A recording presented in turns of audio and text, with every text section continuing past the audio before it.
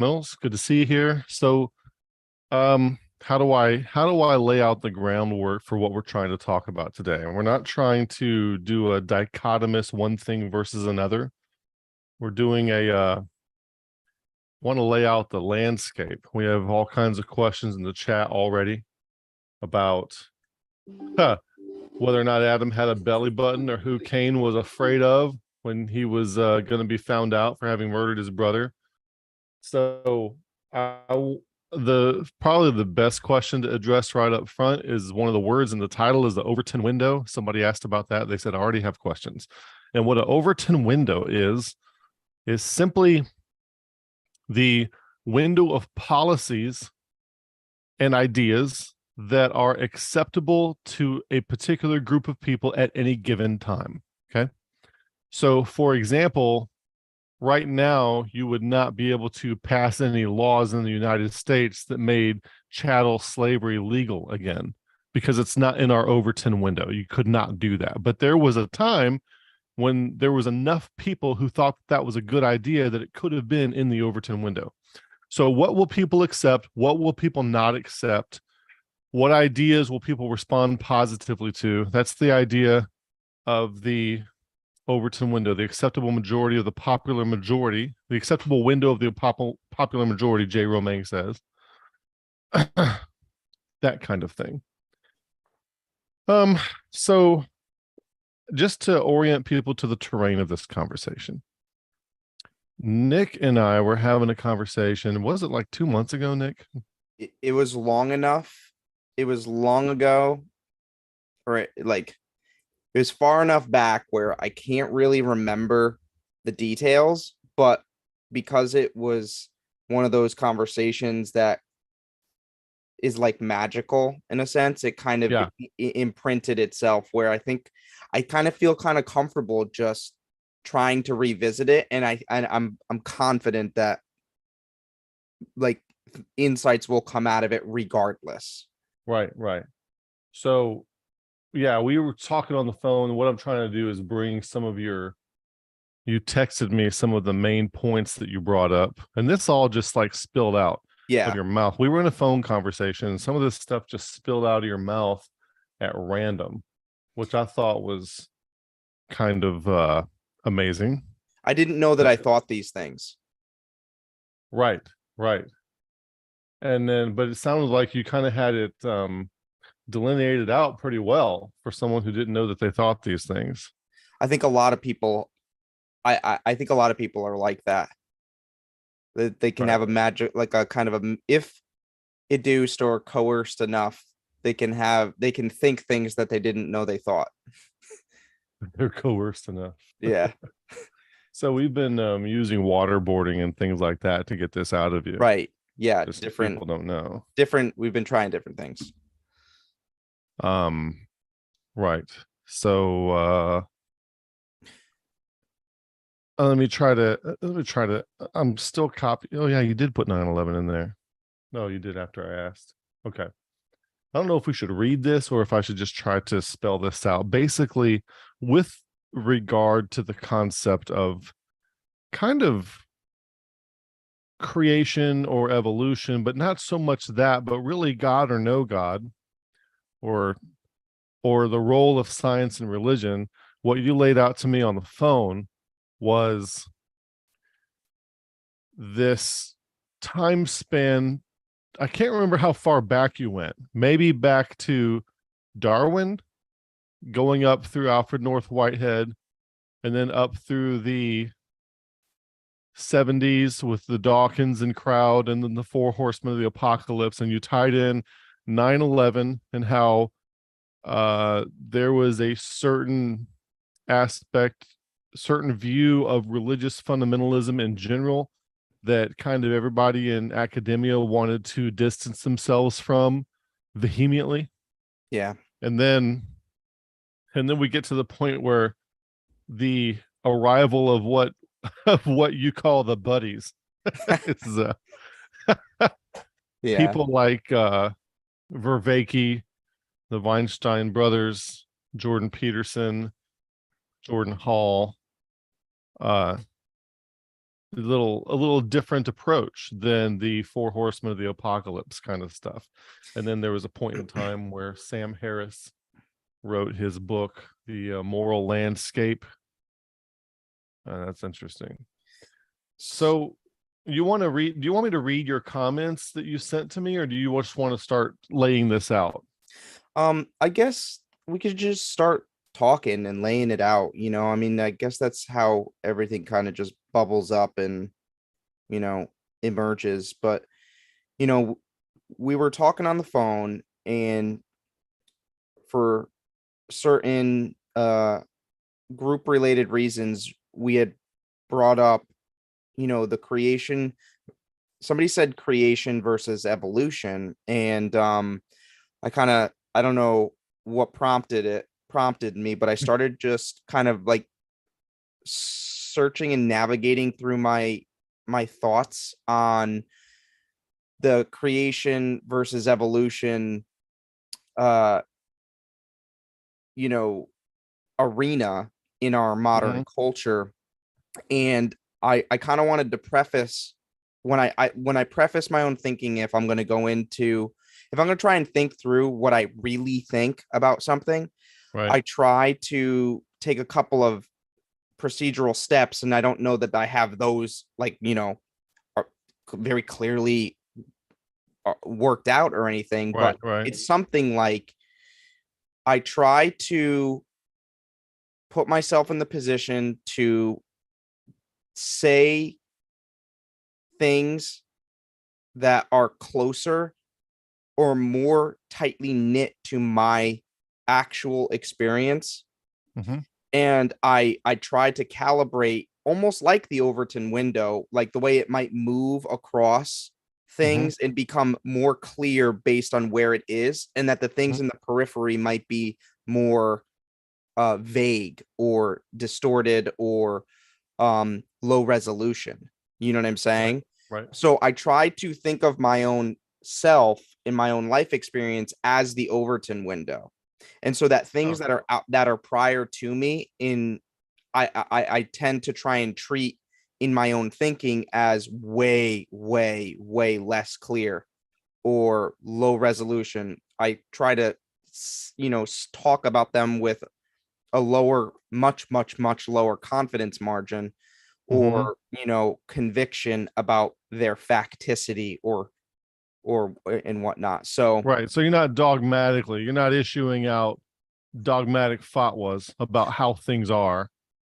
I want to avoid that. I really do. As much as it might make me seem more moral or more something to subscribe to a commonly held fact, belief, truth, whatever, like for somebody to say, like somebody could easily come up to me and say, oh, well, do you not, does that mean you don't believe in the Holocaust or something, or that the Holocaust happened? And it's like, well, no, let's remove the moral language there, the moral intention of that kind of a loaded question. And I would sort of more humbly like to say, well, I wasn't around in the 1930s or 1940s. Right. So it really kind of shouldn't really matter to you all that much on what I think about that. You know what I'm saying? I shouldn't have something very, very, very dogmatic or committal to say about that event. Yeah, we have exposure to all the same literature. None of us were there.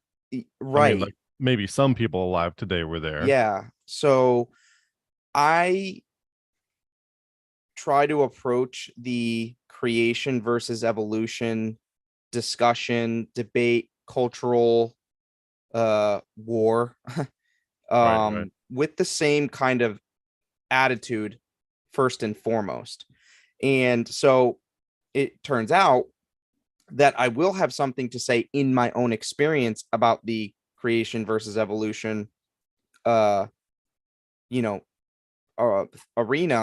because and so when I started to explicate on the phone with you what I thought about it, kind of started from my first experiences being exposed to this.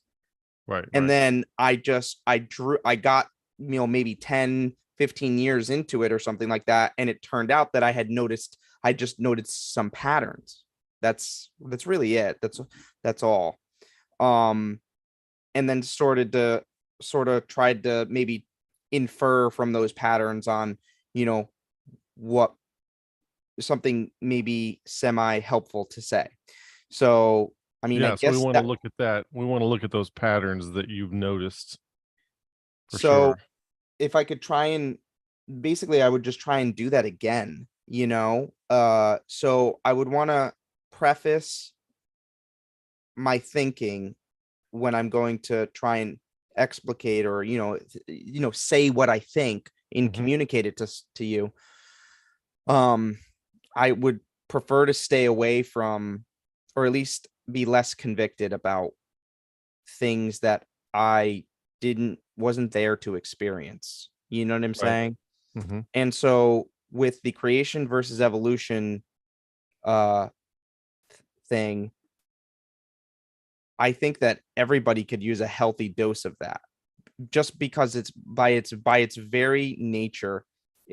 I know what it infers. It's like, first of all, the language of it, like the framing of the whole thing is kind of bunk to me, because the second step of when I think through something or try to find out what I really think about something, the second thing, aside from the, let's get a contextual grip on what is there that's intelligible for me to even say about it in the first place. Right. The Right. next thing I would think is, okay, so what's being presupposed in this notion? How is it framed? Right. So that's So like the yeah. second thing I So would just do. for everyone else's information, we talked about titling, and I asked Nick for titling info, and I had already titled it before I got that text back, but what you had suggested was, where was that?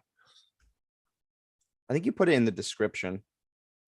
You mentioned, you said framing and modern patterns of the science versus religion debate.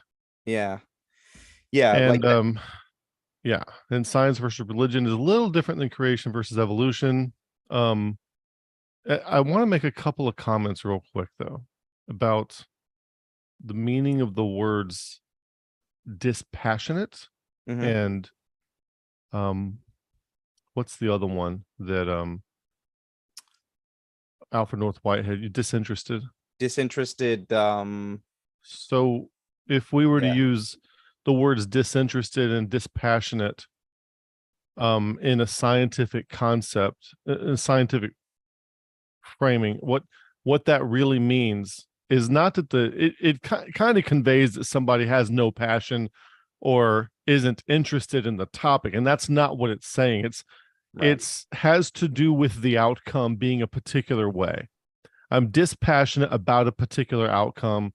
I'm disinterested in a particular outcome. I am interested in the topic and want to know the outcome, but I'm not pre-committed to a particular outcome, Yeah. if that makes sense. And so I feel like when people call themselves creationists, they are predisposed, they are passionate about making sure the idea of creation or intelligent design is demonstrated or proven. They have a conclusion before they start the inquiry.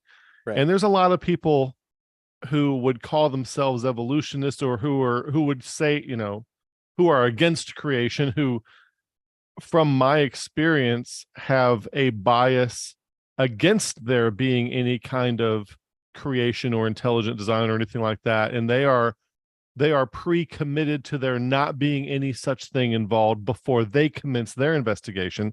And Right. I think from a scientific perspective, both people are wrong. Exactly. And it's very frustrating for people to be presumptive along either one of those lines, strictly scientifically speaking. Yeah. Yeah. It's no good. So Um, I think if I could spoiler alert what I think you're going to say, I think that there's been influences in society that have caused people to pick sides, and instead of being dispassionate and disinterested in a particular outcome, they have become emotionally invested and attached to particular outcomes prior to studying things at any particular level. Although there have been people that have studied things from a scientific level who have changed their minds on this going both ways. Yeah, precisely. Like it's really ultimately what you're saying is the power, the real power and scope of ideological thinking. Yeah. And Yeah. when we were talking about this on the phone, I went as far to say that ideological tentacles reach all the way down and so far into individuals, very, very, very, very strong individuals like Jordan Peterson, John Vervaeke. Like I think it reaches them. And I think it's a very, very powerful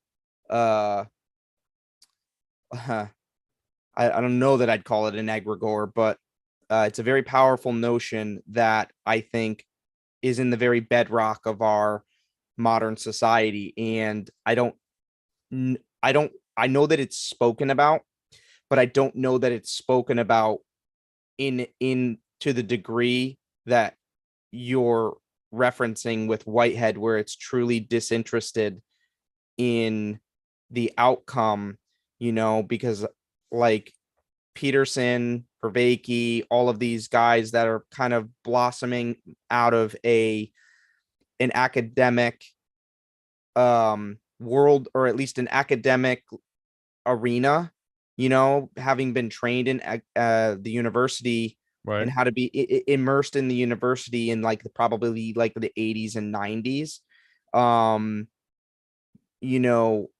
I think that it's in their very language, like it's in their the very structures of everything that they've been a part of. And so, obviously this is really super bold of me to say. But when you and I were talking on the phone, it's like no holds barred. So I can say whatever I want, Right.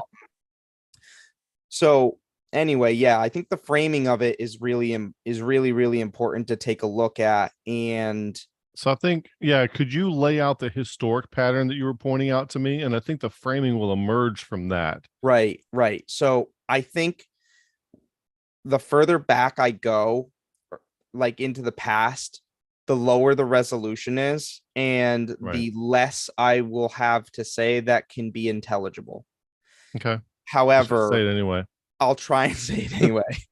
Tell the audience to rule Omega this stuff. Right.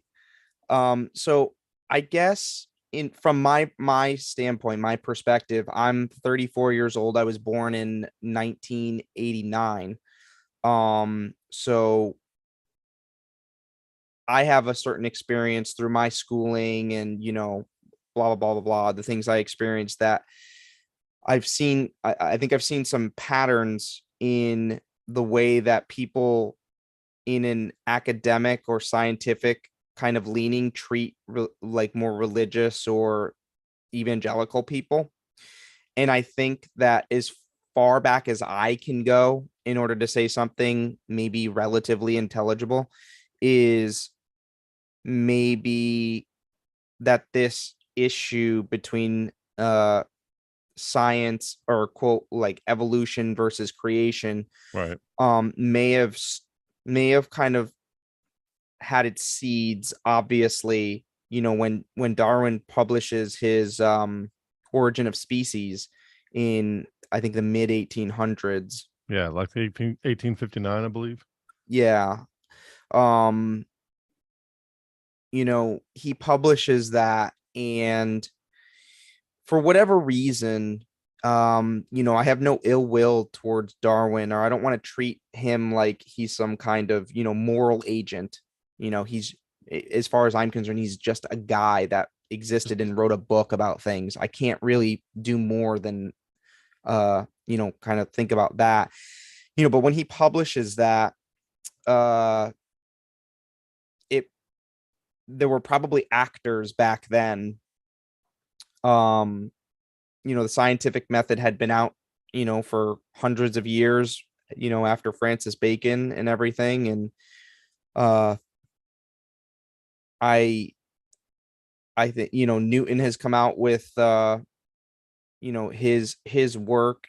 And so, people understand that general people understand that the process of the scientific observation tends to lend a strong argument for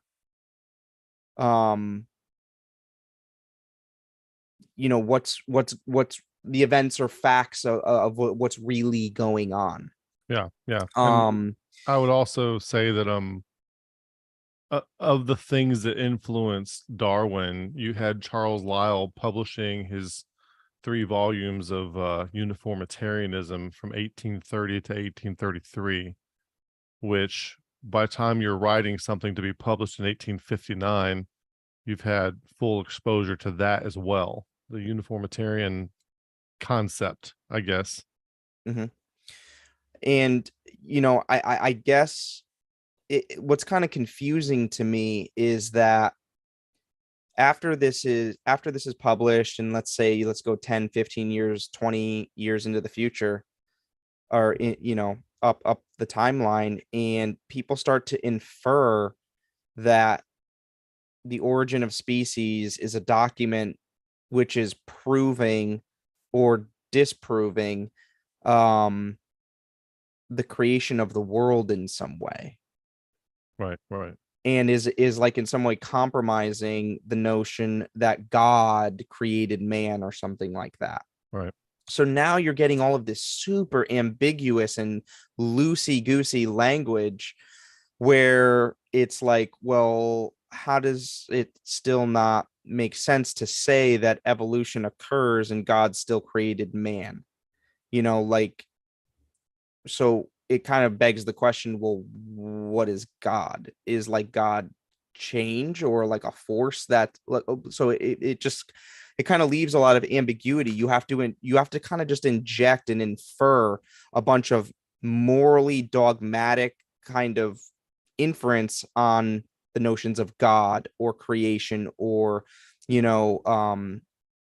that more rigid thinking about the thing. But let's just move. So Darwin comes out with that, and it kind of puts a rift into society, I guess, because there's different actors that are probably using it for whatever reason. I really couldn't say too much about it. But then you start getting into the early 20th century, and you get some people like Whitehead, who are vehemently against the presumptions of evolution. Right.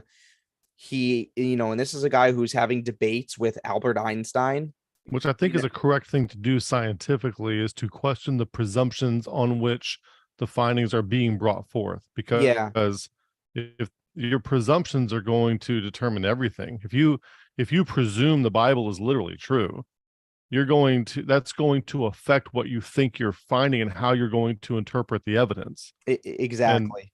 And like there's other people like Rupert Sheldrake and some others who have also questioned the presumptions on which modern scientific findings are based. And that doesn't mean that alternative views are necessarily correct, but it does demonstrate that the axioms and presumptions on which scientific endeavors occur, I think should be questioned. For example, is the speed of light a constant?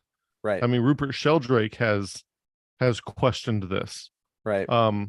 And then the work of Andrew Setterfield and some others, it's all from a scientific perspective, no presumption of anything religious whatsoever. And I think that's how science progresses, is that we continually question the premises on which from which we are interpreting the evidence we encounter, which the evidence and the interpretation are two very different things. But it's very easy to confuse a layperson, or to conflate the two to a layperson, that the evidence and the interpretation of the evidence is one and the same. Right. Everybody's working from the same evidence. Right. So, we move into the 20th century and, there's wars and this, that, and the other thing. And, political entities, especially in America, are becoming more powerful, more potent, I would say, What's especially becoming more powerful and more potent? political Yeah. entities, Yeah. people are probably starting to leave their religious organizations and find more meaningful refuge in the first the opportunity to participate in society and actually affect society. Like, you can go vote, like women get the vote, like in the Right. early Yeah. 19th century. So it's like, for the first time, half of the human population in America can influence and participate in the politics of society. That's super significant. So like, why would you wonder why people are leaving churches when they can find more refuge and human expression in their political entities? Like, they can actually participate in the decision making of their town or their state or their country, and not go to church on Sunday. You know what I'm saying? And I don't church isn't necessarily a as interactive as back then, is probably not as interactive as the political enterprise or the political endeavor. You know what I'm Yeah. saying? I heard a female author recently. I forget which one it was. Somebody was quoting a female author that said, yeah, women were granted the right to vote. This is a female saying this. Women were granted the right to vote. It was ratified in 1920, and 10 years later, it brought about the Great Depression. See what that did for us? Yeah. So when we're looking at the fruits of what something brings forth, I think we have to be kind of careful and not jump to Right. conclusions. Right.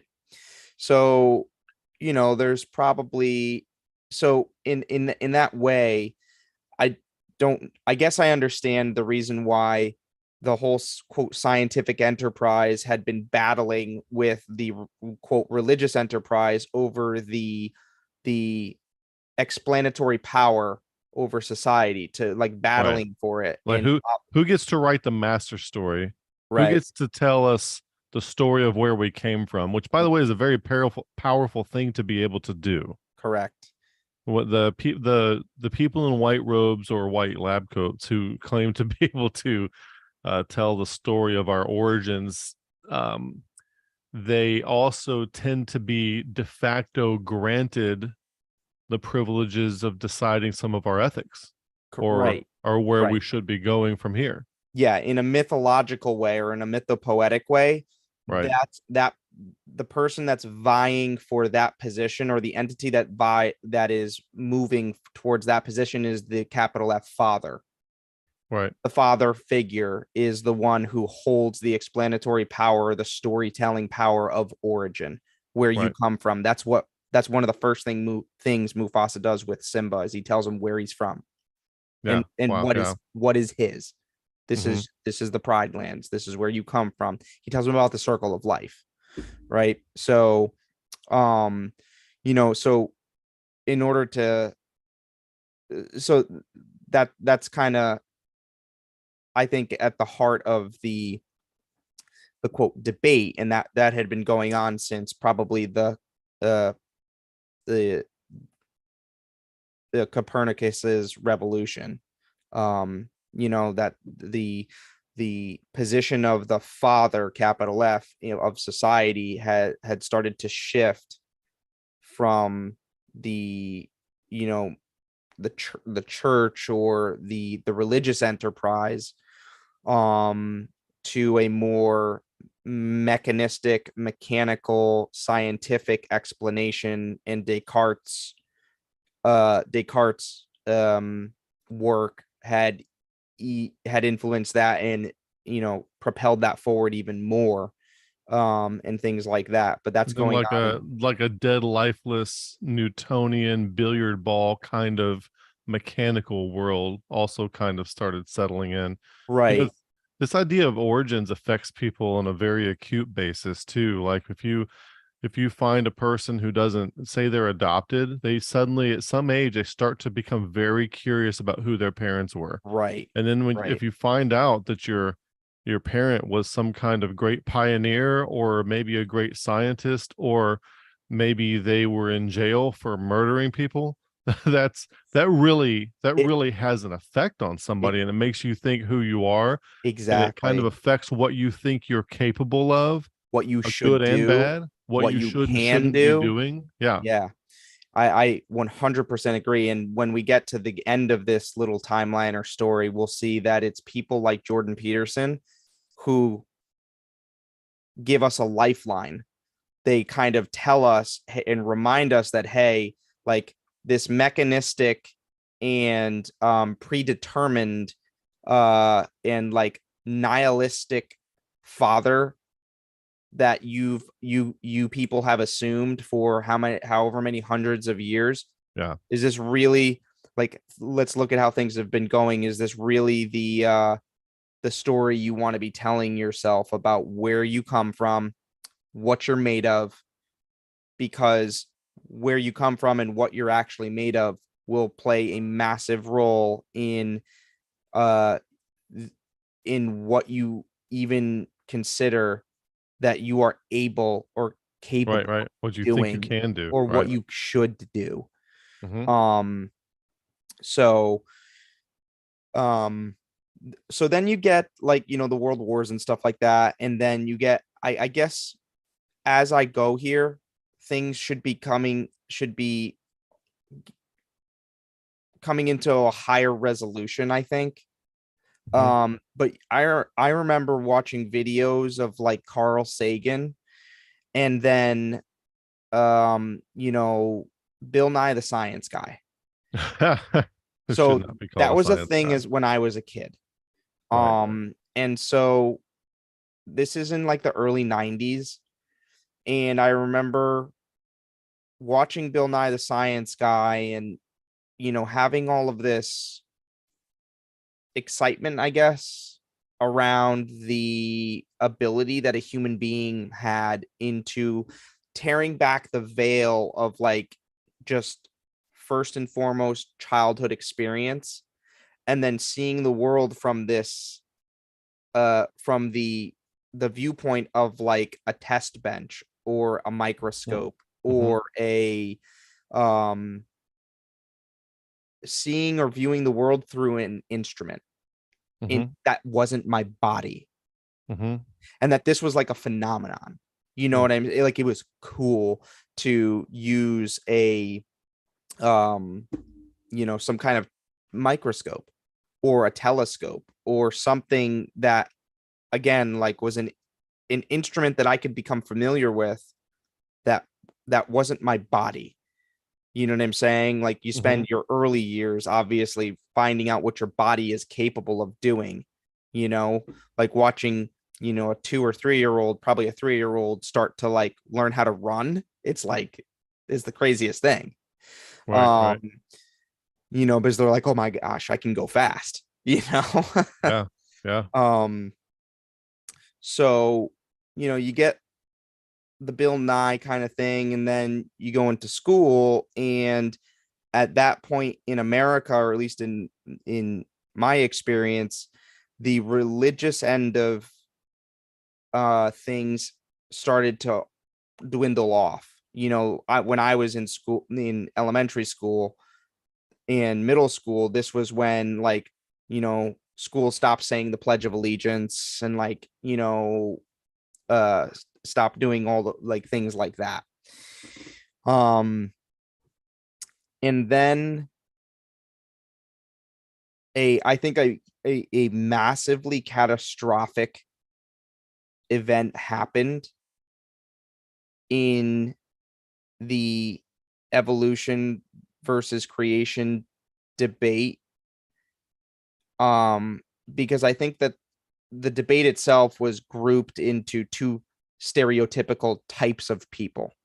You had um these sort of a sort of, you know, a person with like, say, maybe a bad experience with the church, or a family that had Right.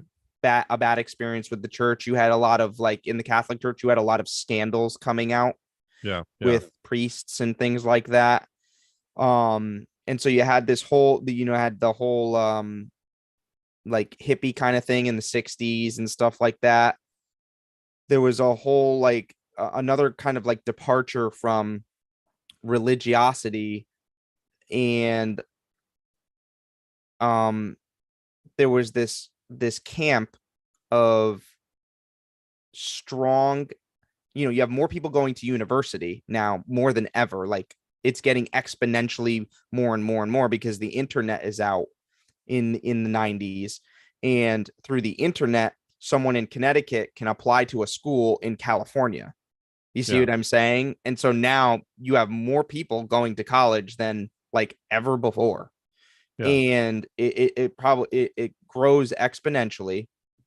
The applicant pool probably grows exponentially, and now you're putting young adults into a realm where they leave the, maybe more, if they do come from a family who would entertain religious things, now they're going into university and finding out about the strength of this academic pursuit of knowledge, and not necessarily a pursuit of knowledge which is more, participatory or bodily in some way, because churches are not producing, don't have the power to produce a well-rounded, wise person.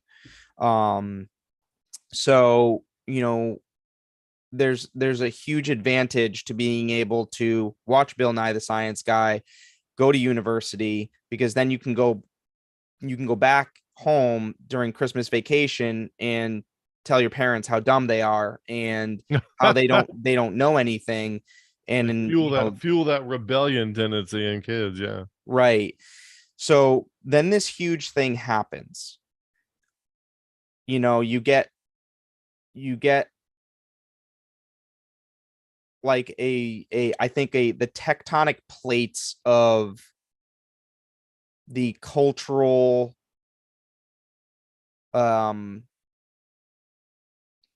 mood or interaction Yeah. shift The zeitgeist. Yeah. in when 9/11 occurs, Mm-hmm. because you now that academic crowd that's been growing for the better part of probably 50 years, since World War II, probably, and now is exponentially grown in the 90s because of the internet and all of that stuff. Now you get the scapegoat, like, or you get the self-fulfilling prophecy, and they get to say, do you see where this religious commitment or this religious narrative or this religious origin story, do you see where it brings people? Yeah. It's this content based blaming of religious fundamentalism leads to this kind of carnage and radicalism. And Yes. something that's really helped me, like with after having been exposed to stages of faith and spiral dynamics and integral theory, you find out that it's not necessarily the content necessarily of a particular ideology, although that can certainly exacerbate the problem. I think Sam Harris is right in a lot of the things that he points out about Islam, for example. Mm-hmm. But being stage 3 in general, being an ideologue, using and theming people in general, regardless of what the content of the ideology is, can cause rivalry to a degree where people are willing to kill for their view to be dominant. Now, if you add to that the content of that ideology calling for violence, as I think the Quran clearly does, and as a case could be made that Scripture, especially in the Old Testament, very clearly does. Yeah. And the book of Revelation clearly does. And some places in like Matthew 25 and places like that. A case could be made that there is an incitement to violence in the religious textbook. And that could like certainly exacerbate the idea that, you could have a society that's at each other's throats because one thinks Ford is better than Chevy or vice versa. But then when you start to add all this historic documentation, origin story, and mix it with violence and stuff, it could be very problematic. So I don't think that there is completely zero signal. In other words, I think that there is some signal in the warning that religious radicalism can lead to violence, unnecessary violence. But I don't think it's necessarily limited to religious radicalism, even though it is exacerbated by it. Yeah. Well, because the religious, so we'll see this, I think, once we start seeing how the scientific or evolutionarily based worldview starts to degenerate because its actual origin story has no impetus to invoke what you should do.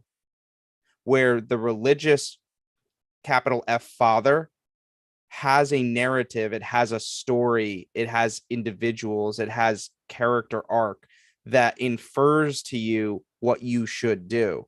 So that's a double-edged sword, because you'll have different people getting different inferences about what they should do. Which is where you're saying that, like, there are excerpts in the Bible that you could see how somebody could get that they should act violently. And then you have people like Hitler, who was trying to appease what the quote unquote scientific community on the evolutionary side, and then the religious community on the Catholic side. He was in league he had a concordant with the Pope trying to appease the religious side.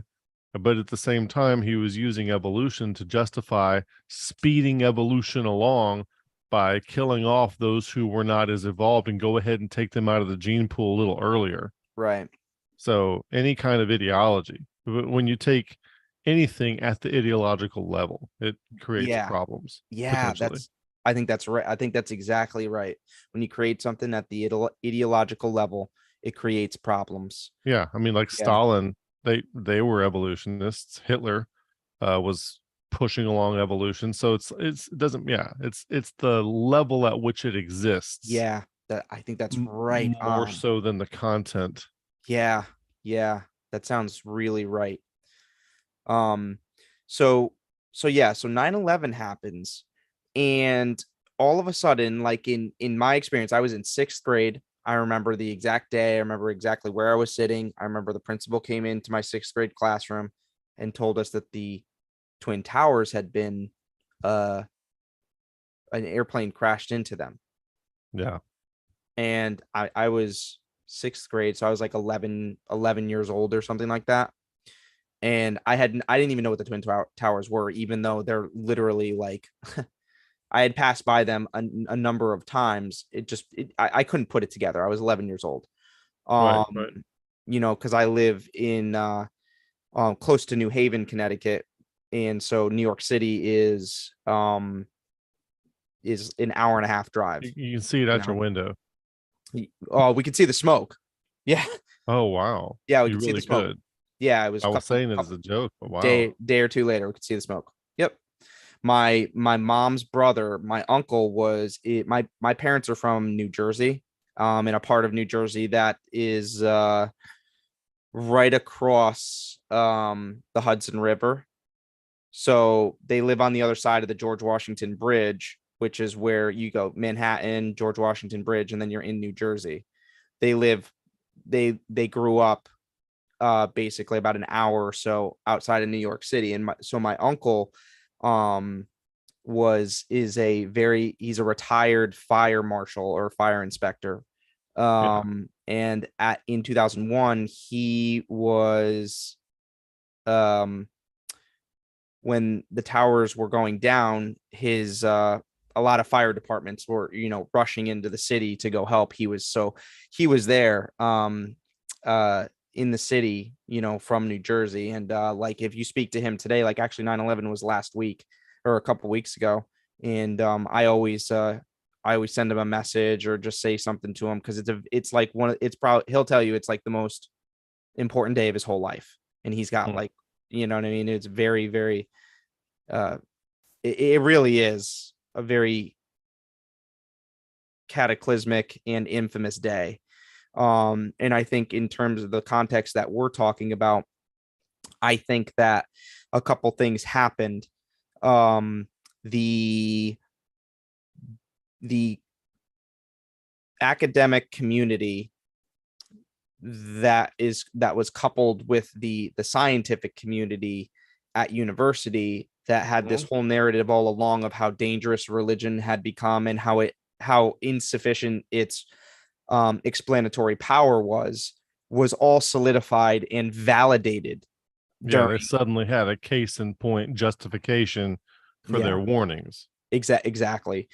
And I think that it also opened the way for what I said about the women gaining the right to vote 100 years prior, or not quite 100 years prior, but that people were starting to take refuge in the political process or participation in the political entity for the first time, more so than in human history, because there was opportunity for that. I think that the 9/11 thing also pushed people further out of churches and more into the political arena, where I think that set the stage for somebody like Barack Obama to come into the presidency, 10 years later, because of kind of pushing people away again from like religious organizations and like social growth organizations that a lot of the youth and a lot of the academic world made their refuge more so, and coupled it with, more political agendas and political enterprise, which is why you saw a lot of, nationalism around 9/11 and people really getting into presidential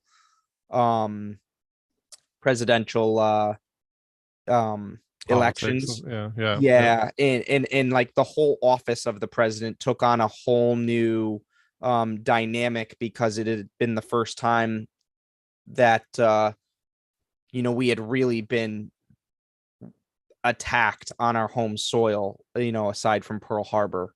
But that one really shook us, I think, in a lot of ways. So 9/11 happens. So I remember you were telling me, I don't mean to interrupt you, but like 9/11 is 2001. And then by 2003, you have the popularity of what's called the four atheist horsemen, or the four horsemen, right? Where it's Christopher Hitchens, Richard Dawkins, Sam Harris, and Daniel Dennett. Yep. So I'm 13 now.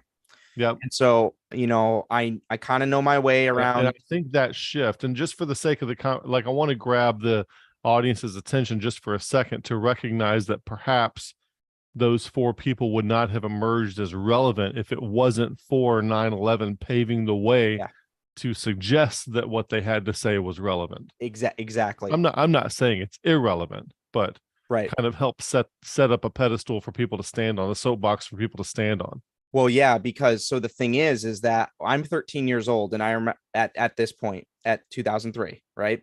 And so Richard Dawkins, I think the most prominent of these four men, he writes a book called the God Delusion. And I remember being 13 years old, and I'm going to look up what year that book was published, because I remember going to the bookstore with my grandmother and seeing that book and being like, I want that book. Yeah. And she bought it for me. And I got to give my parents a lot of credit, because my parents aren't, they're not 2006. Yep. 2006. Okay, so I was 16 then, 15 or 16. My parents didn't even blink an eye. they were like, that's fine. He could read it. He's, whatever. So I had So I don't like, why would they have? I mean, I don't know. You didn't grow up in a particularly religious household or anything, did you? no, I didn't, but I went to, like, I had gone to churches, and my parents were not like, they were not dogmatic about really anything except, kind of like, I kind of feel like basics, like show up to what you say you're going to show up to, Show up, work hard, work have a hard. work ethic, be Yeah. reliable. Be kind, you know, Yeah. that kind of thing. Um, I mean, it'd be better. I mean, it'd be a better world if you'd listen to your parents, because you can be a real a-hole sometimes. yeah. Well, they I'm, tell me that too. I'm just messing with you. Um, so so Richard Dawkins writes The God Delusion, and I get a hold of this book. And in this book, I'm reading all about how people who think that God is real and who go to church are absolutely no different than adults who think that cartoons and the Lion King are actually real. Yeah. Yeah. So the whole framing of like how, like, so he does such a great job of disenchanting the entire world, but the moral hammer that he's holding behind his back, actually it's more like a knife. The moral knife that he's holding behind his back that he's going to stab you with is that if you think that there is a God and you go to church, then you are no different ultimately than the men who hijacked those planes and put them into the towers and took out the towers. Like, it's like super, super clear to a 15 or 16-year-old when you read that book that I don't think that Richard Dawkins would have had an issue with somebody saying that, like that was what he thought, or what he would suggest. I want to share my screen just for a second. And Patton Oswalt says, "Dear people citing the Bible, it's a cool book with some wonderful passages, but it also has ghost sex and giants and super babies and demons. It's why we don't make laws based on Game of Thrones, My Little Pony, or The Legend of Zelda." Somebody posted that one recently. And I'd seen it before, but I'm like, it might not be such a bad idea to make laws off Legend of Zelda. I would beg to differ with that comment greatly. But I think that we do make laws and policies that are very much based on the notions in the Legend of Zelda. It almost sounds like people are presuming this Christian nationalism. It's almost like they were afraid that if the Bible could be validated as having any truth whatsoever, that they're afraid that that would be justification for people to get a hold of the laws and turn society into in what their view would be a completely horrible place. Yeah. And as a person who aspires to follow Jesus Christ as much as I possibly can, I don't want Christians running the place, because they had their shot in the Middle Ages and in the Reformation, and they were killing people. Yeah. Why? I mean, I see their point. I don't want Christians in charge either. Yeah. Anyway, I digress. But that commenter, and let me just clarify that. And the reason for that is because you would get a bunch of stage 3 ideologues in charge. You would not get wise elders. Right. If you had wise elder Christians running things, I think that would be fine. But we don't want these stage 3 ideologues running around in government. Right. And the ironic part about that comment is that he's only demonstrated his own stage 3-ness. Yeah. Yeah. You know what I'm saying? Because he can only assume that the people that are his adversaries are in the same, they could not know any more than him. Do Yeah. you know what I'm saying? Right, Like, right. like the absurdity of the Legend of Zelda. It's like, well, okay. Okay. Got it.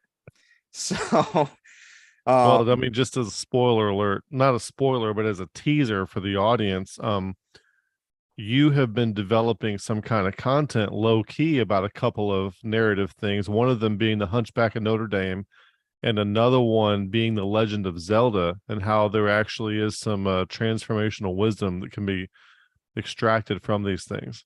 yeah, yeah. I'm a huge. So when you and Sean were talking, he was going on about Pokemon and stuff like that. So, but yeah, which is, in my generation too. But I've been a huge Legend of Zelda fan since I was a kid. They're very deeply integral games that I still play all the time. They're very deeply ingrained in my maps of what's meaningful, and like how I in my identity, how I see myself, how I understand where I come from, and what is mine to do, what I'm capable of, what I should do, what I can do, what's available to me, that Right. kind of stuff. And like, and also it's also a great way of understanding the barriers that are in my way. Mm-hmm. uh you know what I'm saying? The obstacles that will need to be discovered and overcome and things like that. It's all there. It's kind of fascinating. Um, but yeah, I think that the commenter is right in the camp of the type of person that I think I'm trying to highlight. That kind of emerges victorious as the dominant narrative and the dominant way of being or way of viewing the world. In when 9/11 happens, Richard Dawkins writes his God delusion. And in my experience, it's 2005, 2006, and now YouTube is out. Like, YouTube's like coming out. Right, right. People are sharing videos on the internet and things like that. So not That's a only, wicked platform. yeah. Um, Demonic. so Backslide. Only backsliders use that thing. yeah, right. Um, so now there's this. Now you can watch Richard Dawkins. Now you can not just read his book, but now you can put a face to the name. And not only that, you can watch the face, you can watch the person actually talk and converse and dialogue in live, or in a conversation with another person On demand. on demand. You can Right, just search it and bring it up. Bam. You don't have to wait for the show to come on right. Thursday at 8/7 Central. So now you've got to think about this, like what you said, like those four horsemen. I can remember watching hundreds and hundreds and thousands of videos of Richard Dawkins or Sam Harris or Daniel Dennett or Christopher Hitchens, Yeah. watching all of them go on this I guess I'll call it a crusade. Hmm. Not so much with Christopher Hitchens. If you ever watch Christopher Hitchens speak, he's actually a very thoughtful and considerate and probably a pretty wise guy. He's Yeah. Yeah. he's pretty good. I But listened to Sam Harris today. I listened to him give a lecture on the moral landscape, mhm. and it seemed like an atheist version of J.D. Martin. Haha, You know, that's it's great. all Yeah, it's all a bunch of post hoc rationalizations that presume stage 3 atheism. yeah, it's horrible. It's horrible. So I read The Moral Landscape a little while after The God Delusion. That doesn't come out till like 2015, 16, I think, something like that. I'm a lot older at that point. Um, so yeah, you get these guys now masses, like tons and tons of people can watch them on YouTube, and they become basically internationally known as the the reason they're called the four horsemen is actually like a biblical reference. Like these are the guys who are going to take out religion. Like, and they would tell you, like Richard Dawkins and Sam Harris would tell you, like, no, it is our goal to get rid of religions. Like religions are not necessary. They cause unnecessary pain and suffering, and this, that, and the other thing. And I can remember at this point, being in high school and then starting to go to university, like go to college, and really, really absorbing myself with a lot of this information, a lot of these types of, I wouldn't call them arguments, but these types of vain and profane babblings is what they are. Yeah, it looks like that book came out in 2011, September 13th, 2011. Okay. So then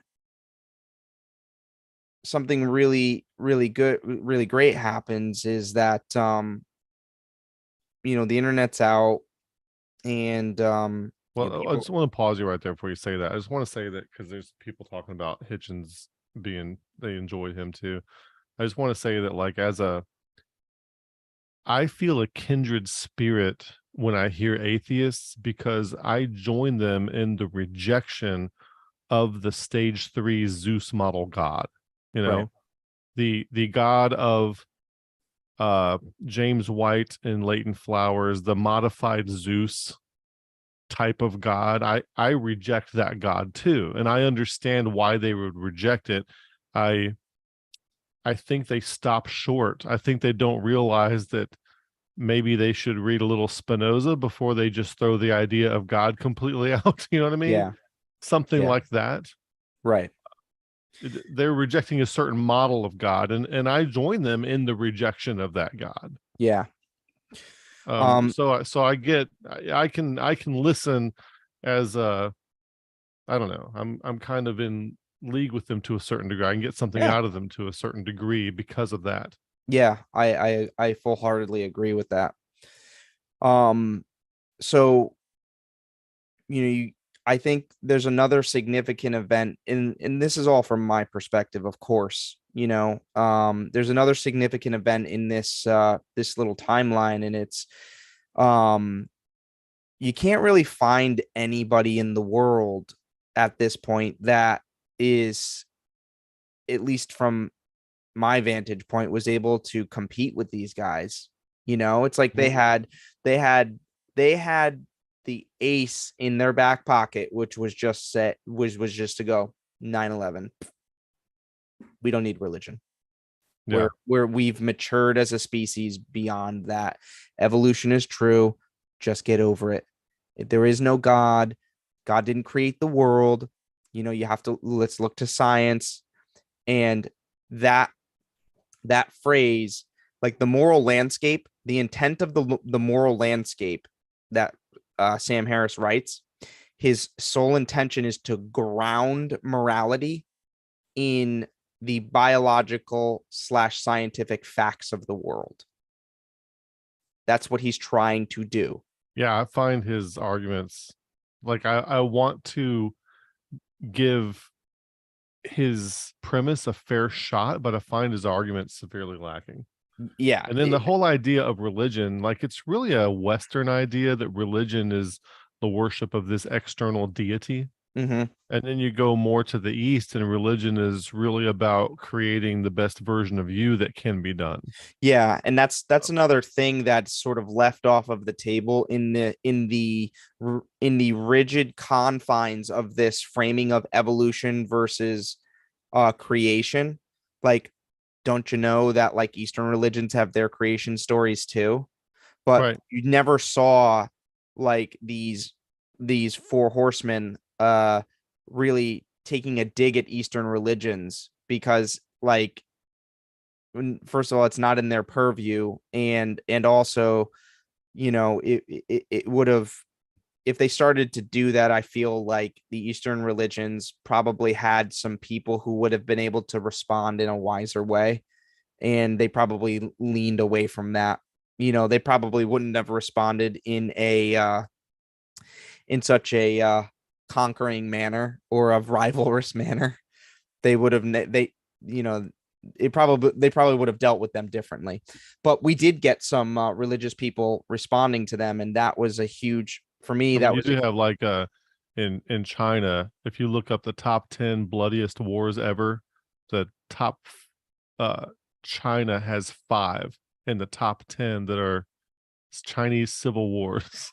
wow. And make the top 10. Wow. So anyway, So on the internet, you get, all of these conversations. Like, I remember there's a video of Richard Dawkins going and speaking with this woman, Wendy something. And she's an evangelical Christian who runs a non-for-profit organization called the Concerned Women for America or something like that. And so so Dawkins is very much isolating and approaching evangelical Christians in America. Precisely. And he's telling them how, well, most of Europe is atheist like me, and you Americans are kind of just way super behind the curve, and you're actually like pretty dumb. And the whole 9/11 thing that happened, you don't see how you're just as dangerous as the terrorists and from Al-Qaeda that ran those planes in the tower. And it's almost like he's instigating them in a lot of ways, and he knows it. And it's really kind of disgusting to come from a quote unquote intellectual or academic man, where he's going around as a sophist rather than a person who's going to invoke more wisdom or profit to that person, or well-being to that person. It's disappointing. But then you get this debate on YouTube, and it takes place at the University of Notre Dame, and it's between William Lane Craig and Sam Harris. Look that up on YouTube. those guys they annoy me equally. So for me, this is like the pinnacle of the whole atheist evolutionist versus the evangelical creationist. Yeah. This debate is the pinnacle of this timeline. And once this debate takes place, I feel like the whole thing falls apart, and you start to see how, all the way back to Darwin, where we started, the whole thing was totally bunk.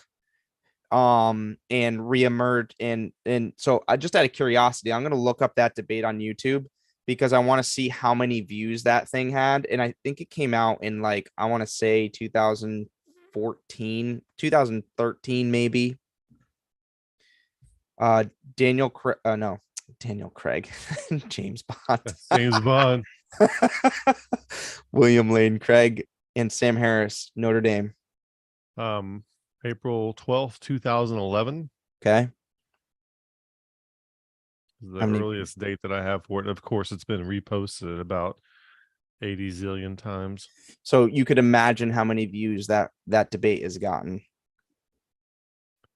Yeah, especially on all the different platforms where it's been posted elsewhere. Millions and millions and millions and millions. So I've got 12 million views on this one video. But of all the different places that it's been posted, yeah, it's probably a lot. Yeah. So that debate takes place at Notre Dame, and Sam Harris, which I really wish Notre Dame would have beat Ohio State on Saturday. I really would have liked to see that. Why do you need Ohio State to be beaten? Because you're a LSU fan? No, Alabama. So much sacrilege hasn't been spoken. We watched the Saints, and that was disappointing. We watched LSU, and then we were watching more college football, and then we happened to go over to the Ohio State and Notre Dame game, and I wanted Notre Dame to win just because they were the underdogs. And Paula wanted them to win because they had gold helmets. Yeah, the gold helmets. She liked sick. Those gold helmets. So, when I was in high school, well, not just in high school, I played soccer a lot as a kid.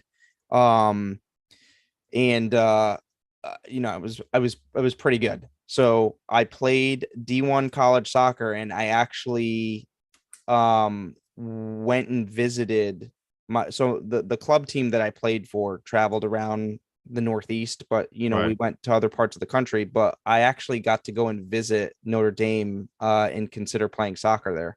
Um, Wow.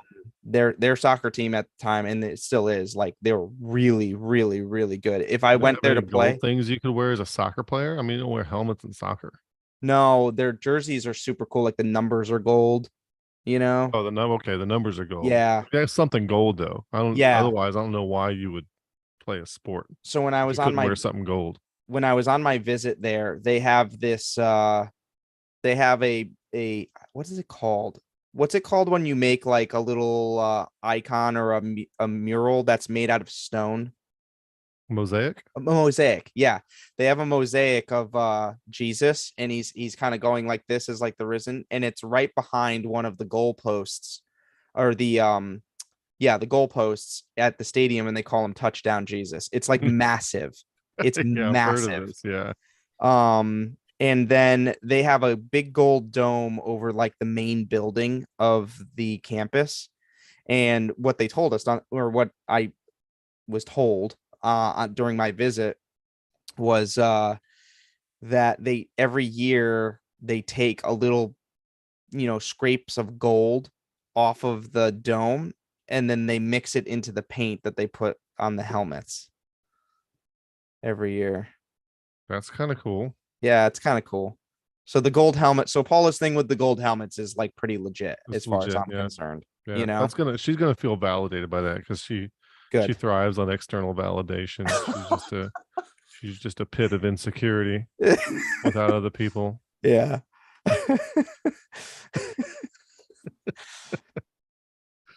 So All right. So this debate takes yeah, place. so the debate takes place, and William Lane Craig looks like kind of, now you got to figure the kids at Notre Dame and like the people at Notre Dame are like, like they're probably pretty smart. Like they're probably pretty smart. And you could see that William Lane Craig kind of has this insanely immovable and rigid and like super sophisticated, and I mean that in like the sophistry way. Yeah. um Line by line argument, like it's actually painful how line by line his kalam cosmological argument is for the existence of God. Yeah. And he literally just lists off bullet points as his argument for why God exists. And then Sam Harris just lists off basically 9/11, 9/11, 9/11. There's no God. Wow. They utterly, the two of them don't talk about anything. They just hurl moral accusations. Well, no, Sam Harris hurls moral accusations at William Lane Craig, and William Lane Craig hurls utter babble, semantic babble. Stage 3 talking points. I don't Yeah. even know if it's stage 3. It's Yeah. kind of almost like algorithmic, Yeah. you It's just a know? formula. He It's hurls a the formula, the script. Yes. Like an actual formula, like he has a PowerPoint with point A, point B, point C. So, I mean, he might as well just, wad up the sheet of paper and throw it at Sam Yeah. Harris. Yeah. Yeah. It would have been more entertaining, and probably would have been more true. It would have been more More true about what was true. going on.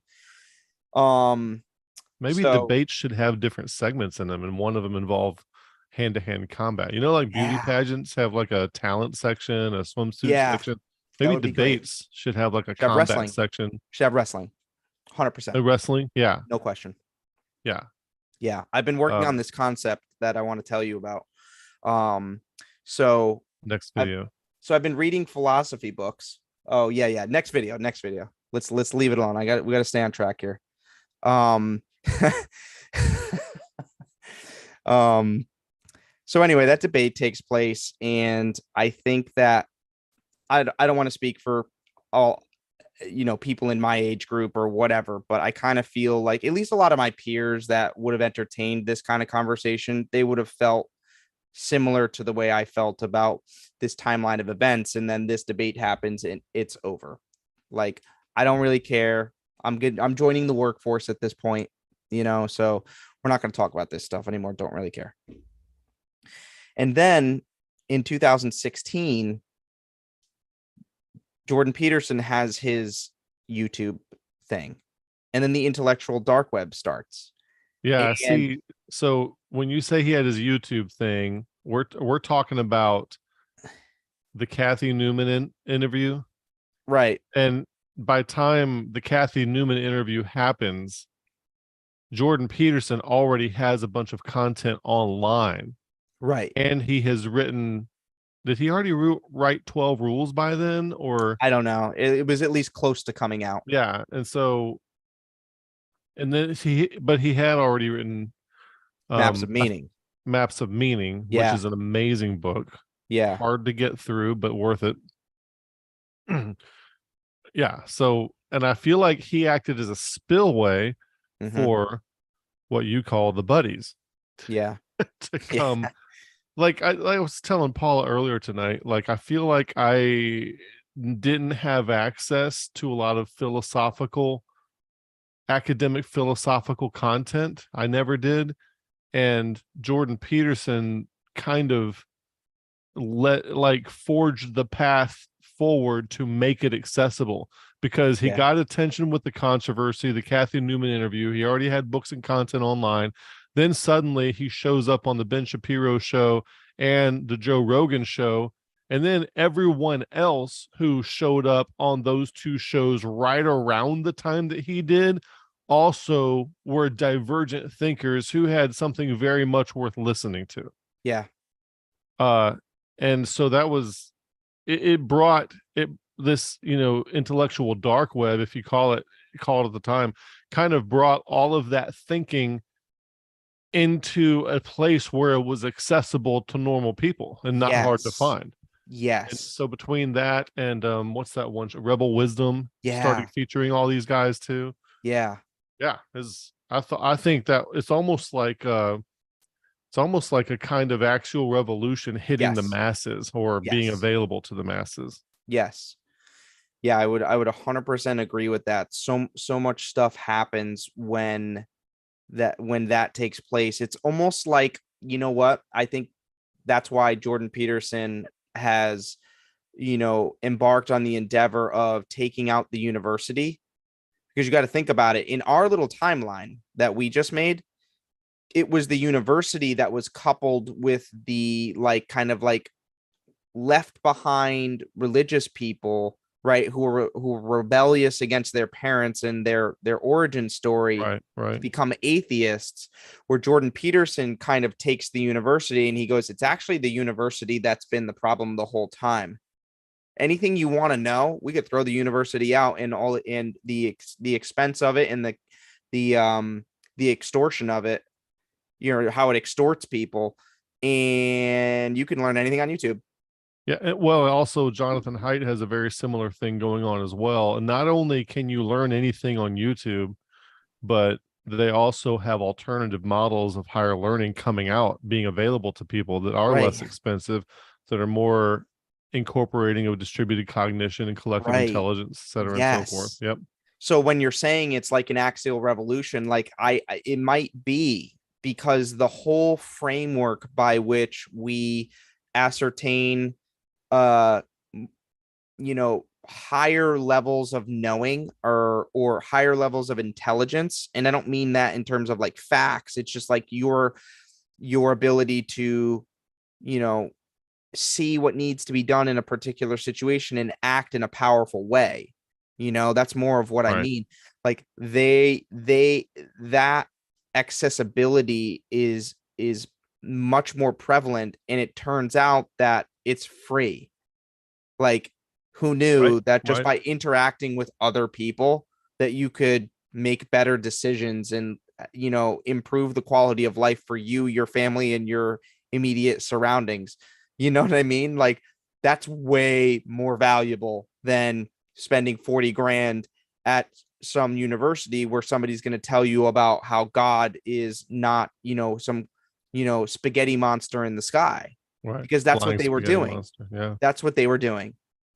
Yeah. Your imaginary friend, the sky daddy, flying spaghetti monster. Yeah. That's what universities were ultimately doing. And then charging you like the cost of a house, you know what I'm saying, before you Right. even had a job. Or So, more. Yeah. Yeah, that's right. So I feel like, that was a great warning sign that, when that whole intellectual dark web kind of emerged, and it kind of got everybody to ask the question, do we really want this kind of origin story with evolution? Like maybe let's rethink the stories that our fathers were telling us. And our fathers have said in all of the mythology, all of the, the stories, all of our, even our modern mythology, like, like you look at the Marvel universe, like it's the Infinity Stones and the elders that created the world. You know what I'm Yeah. saying? Yeah. It's like anything, any kind of story. The all spark. Yeah, Transformers, the All Spark, right? Exactly. So they kind of got us to back up and be like reconsider, is this really the route you want to go? And when you watched Jordan Peterson debate Sam Harris, what you saw was something like a more clear articulation that, okay, fine, science is powerful. I'm a scientist. The power of observation of patterns is a powerful thing, but what you might need to consider is that there are already pre-programmed a priori patterns in the fabric of your society and the fabric of your own psychology. Right. Yep. And so, you know,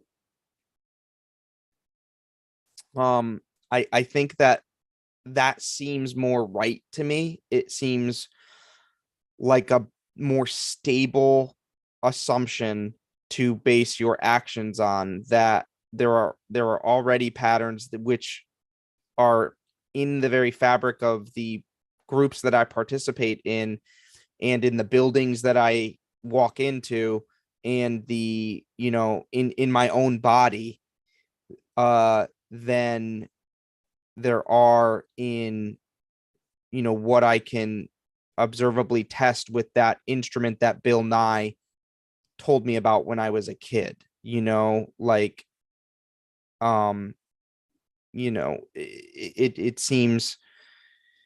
it seems like I'm very grateful that people like Jordan Peterson have come out, and because you got to think about it, they've been around for like since the 80s and 90s. They were So yeah, there. they've been I want to explore that concept because so Dawkins, Hitchens, they're around since the late 60s, the 70s, but their work never had a good excuse to come out into the fore, you see? And Till so 9/11. then Jordan Peterson, they're around for quite a while. Their work never had an excuse to come out into the fore. So it's almost like you keep producing the content and then some kind of cultural socioeconomic event will occur which will suddenly bring the eyes of relevance to what you've been doing. Yeah. But okay, so when we were talking on the phone, one thing you pointed out that I don't think we've hit on hard yet here, I think you just kind of mentioned it with those implicit patterns by which we do sense making that we don't realize, is that after 9/11 and after the four horsemen of the apocalypse, and probably before this too, it became absolutely academically untenable to question anything about evolution theory. Right. So because you might be grouped with the creationists or the intelligent design people, and then you are therefore culpable of religion-based homicide. Like you become grouped in. So it's almost like the theory itself, advancement of it got put on pause because people were afraid to question it. And I think people questioning it are doing a really good job. Like Brett Weinstein is questioning evolution theory now, not like evolution is wrong, but from his standpoint, but the mechanisms by which it operates. Like he thinks that we have a bunch of false assumptions built into what we think of things, and it manifests itself in the age at which we experiment with mice and how many things we overlook with that. I mean, there's lots of things like that tie in. Rupert Sheldrake is another one who questions some of the axioms. Not that they're against it, but that we need to keep revising it. And Donald Hoffman coming out saying that perhaps consciousness is fundamental and matter is emergent from it, rather than the other way around, which is typically presumed. That even in Sam Harris's, even in the video that I watched of him today on Moral Landscapes, he presumed that consciousness emerges from the material world, which Donald Hoffman is postulating the opposite. Both of them coming from a evolutionary mindset. So in other words, right around 2003, 2006, right after 9/11, Four Horsemen of the Apocalypse, Rupert Sheldrake was saying his thing back then, but the Brett Weinsteins and what's the other guy I just mentioned? Donald Hoffmans of the world, you could not question the mechanisms of how evolution worked. Right. Because there was such a stigma on it.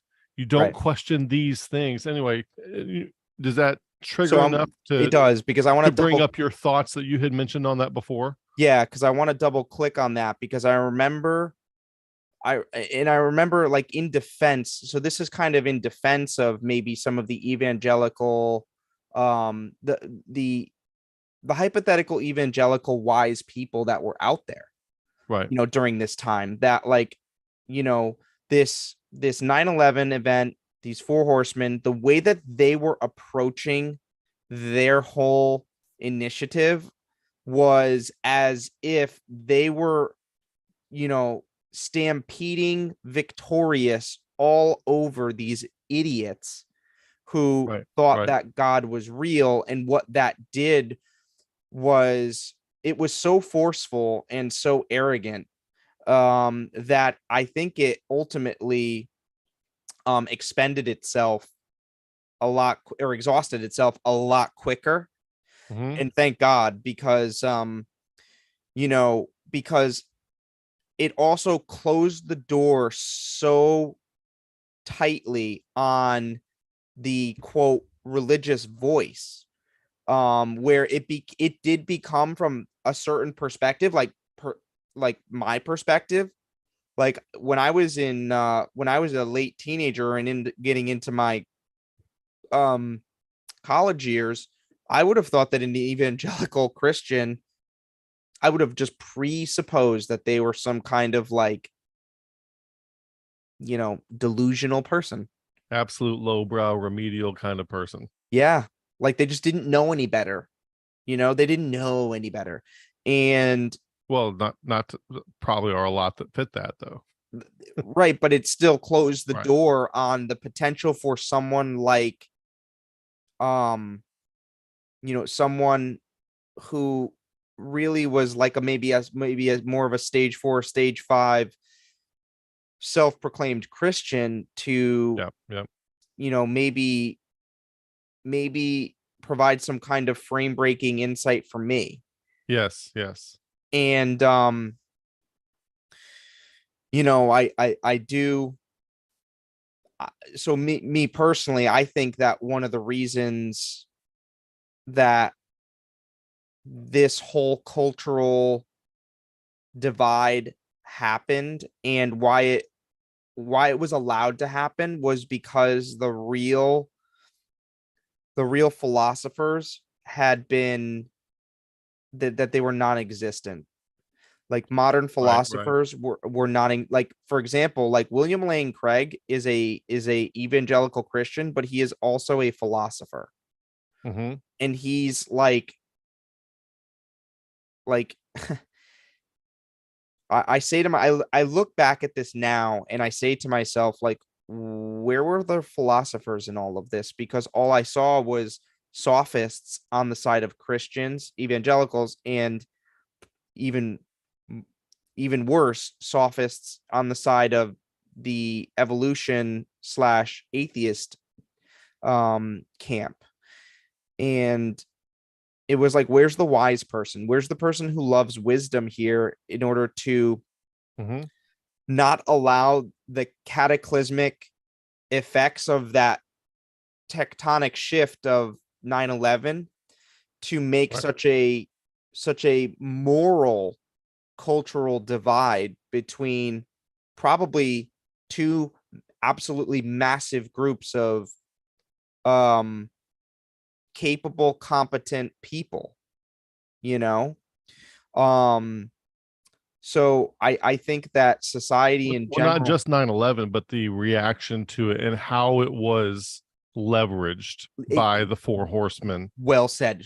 Right. It was totally leveraged in a deeply dishonest and kind of reprehensible way as far as I'm concerned, because none of them.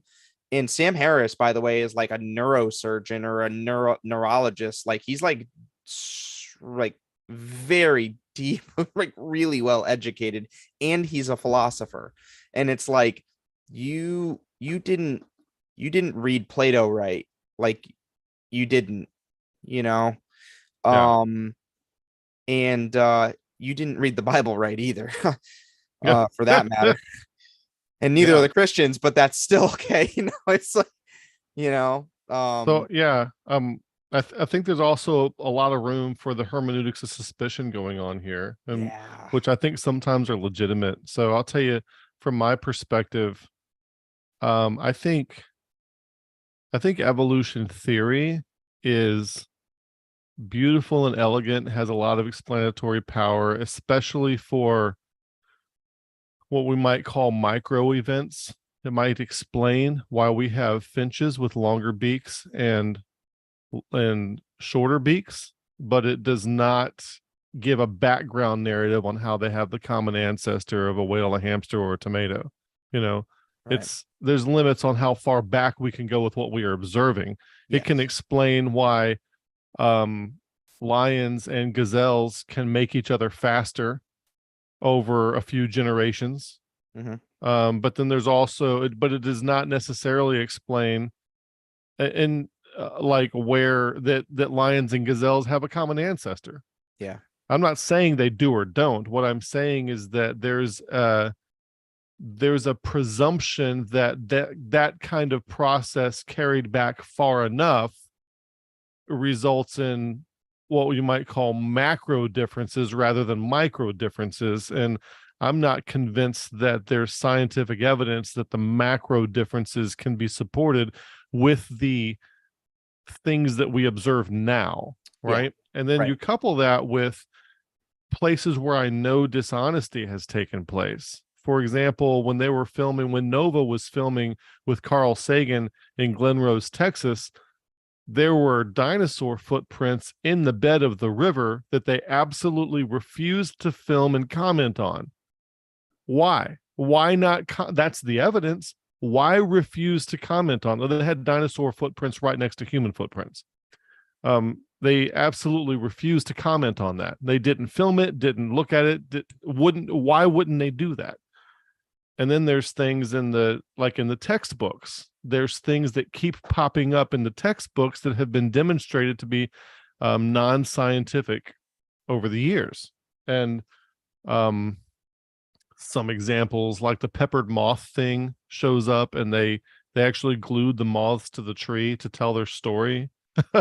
The embryonic recapitulation that first appeared from a guy named Ernst Haeckel, who was demonstrated to be fraudulent by his own university in 1874, and that stuff is still showing up in textbooks. And there's example after example after example of this. And so why, if we're just dealing with science, why is there such a bias toward misinformation? Why do we have to use misinformation to present this thing? So it makes me very skeptical of it in general. And Yeah. when the people in the white coats are writing the textbooks to try to tell us the things, I'm like, well, I have documented evidences of fraud taking place. How do I know? You're sense making 101. How do I know I can believe what these guys are saying? And that does not necessarily mean that any particular alternative view is true. I'm not saying the fact that these guys are lying through their false teeth means that, the young earth creation story is true. It's not what I'm saying. I'm just saying that what's their motivation for lying? What's their motivation for not showing all the evidence? Right. That's a question. That's a question that I ask. That's a question that I have an issue with. Why lie about it? And could we do something to get all the lies out of the textbooks? And how could we really approach this dispassionately, where I feel like both people who want creation to be true, or like a biblical young earth creation to be true, and people who very vehemently don't want it to be true, they're both conflating and construing evidence and ridiculing and stigmatizing each other. Like if you entertain the idea that evolution might not be true, then you're just as bad as a flat earther or something else like that. I mean, Right. why do we got to talk that way? So I'd like to point out to any audience members that I think this is an important moment, because I've experienced this myself. But if you feel like in the middle of listening to this conversation that some kind of pressure somewhere in your body, like your chest. That's Jesus telling you to send $1,000 to this ministry and put your hands on the screen. That's probably because there's some sort of ideological stronghold on one end or another. And I know what that feels like. I know what that feels like. But I can also, you have like an attachment. You might be attached to a particular young earth creation narrative, or you might be attached to an anti-creation version of evolution that gets triggered when you start to hear people question some of these things. Yeah. And I would say that kind of, I think that both sides of the camp would try to demoralize you if you said something like, I don't really know. I'm quote, agnostic on the thing. And as far as I'm concerned, on the whole thing, I think the wisest thing that you can do is say, I don't really know. Well, yeah, at the end of the day, we weren't there. I think, but I think I'd like to encourage at least sitting in dealing with the uncomfortable feeling and the insecurity of, I really don't know. Mm-hmm. I really probably can't know. And when the reality of that, or you could say something like, fact number one, I cannot experientially know. Right. Like I cannot go back and physically be there at the beginning. And, kind of experience it. Introduce a little bit of stoicism there and sit with the uncertainty and realize, well, I can't control the world. I can't control probably most of the things, like all of the things. And I would stay more, try and get a grip or calibrate what you actually are in control of, and put more of your effort towards focusing and honing those capacities that you actually experientially do have control of. And I think that that's where the reversal will start to happen where you will start to feel a little bit more formed, keeping yourself more formed and upright in a conversation or in a So moment. yeah, so like a formed, maybe emotionally regulated, and maybe I mean, what popped into my head there is that maybe if I'm emotionally attached to a particular view of the origin of the planet or human life or whatever, and I feel that challenge and I start to feel that pressure in my body go into fight or flight mode, that kind of makes me vulnerable to being deformed because I'm dysregulated and Yes. part of me is attached out to this idea, which I cannot experientially validate. So Yeah, maybe detach myself from that so that it's not an appendage that can be cut off by somebody else. that's awesome.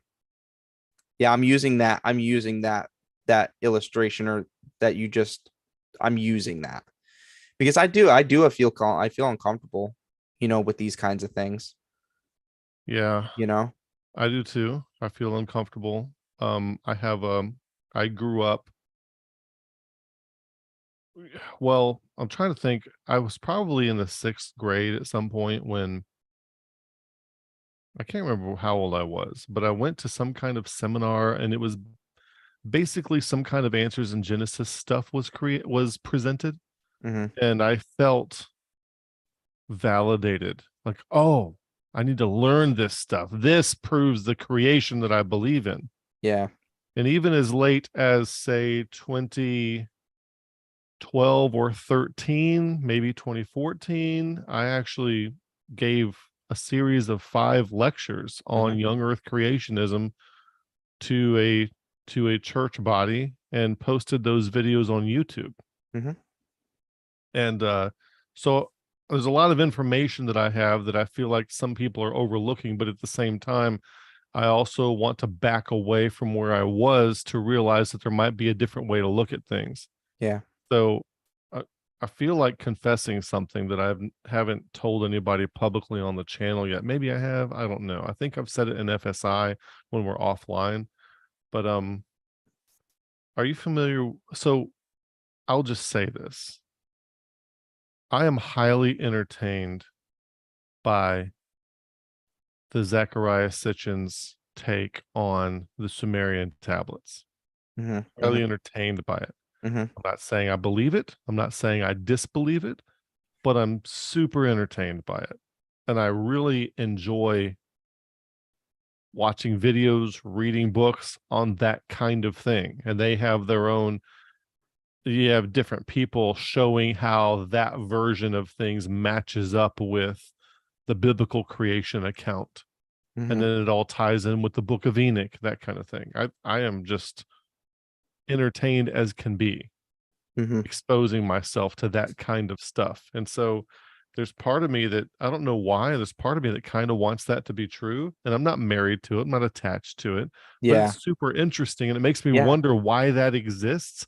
And if something like that happened, how else would we know than if somebody wrote about it? Which is the way I feel about a lot of stuff in scripture too. Well, if it really did happen, how else would we know unless somebody wrote about it? Yeah, the Bible is a book that can help spawn transformation, but that doesn't mean that it doesn't contain anything that's not literally true or Right. that is literally true.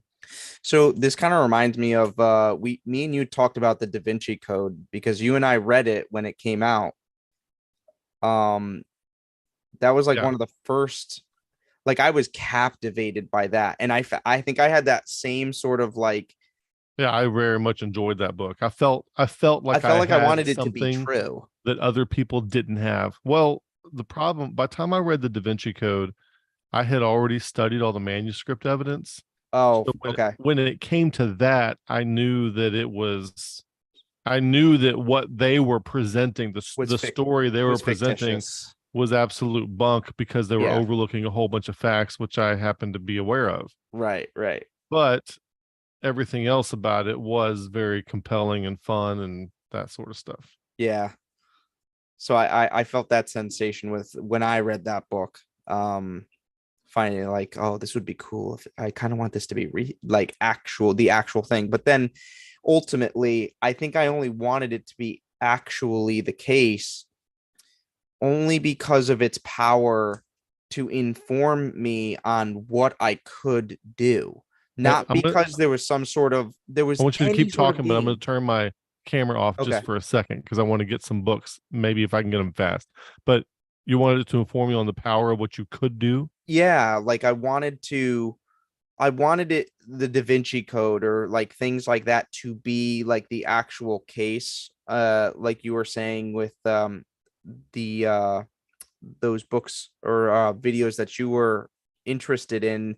And I just found it captivating, and it gives a little bit of an insight into, I think, into why we're captivated by certain things, because we want them to be true insofar as they possess a power that we can, I'm going to steal from Doug here, borrow for a moment and allow it to tell us about how the world Mhm, could be, and mhm. speculate on, oh, so what does my life actually mean if the Da Vinci Code was good and the Holy Grail is actually, spoiler alert, the bloodline of Christ, and that the heirs of or the descendants of Jesus Christ are actually physically still here. The Merovingian line of kings and all that. Right. Like, what does that mean?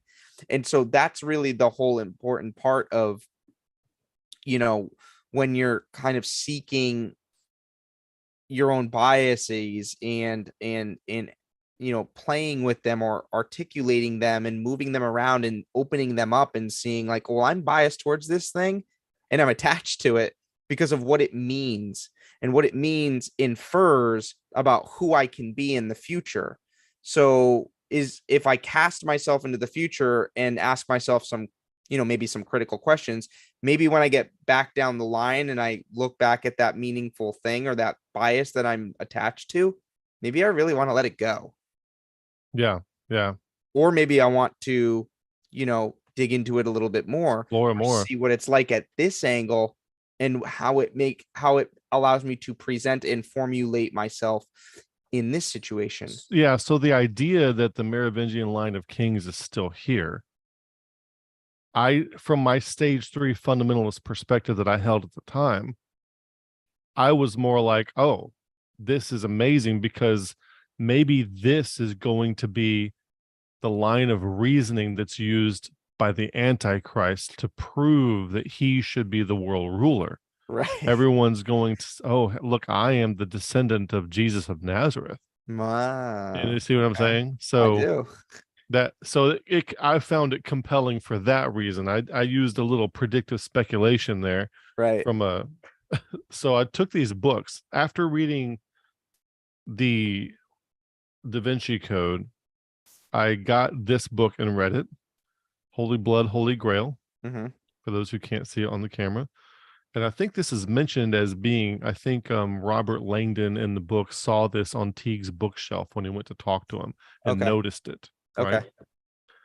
And that, so this talks about like basically all the speculative theory from which um Dan Brown gets his stuff comes from this book and this book here, Messianic Legacy.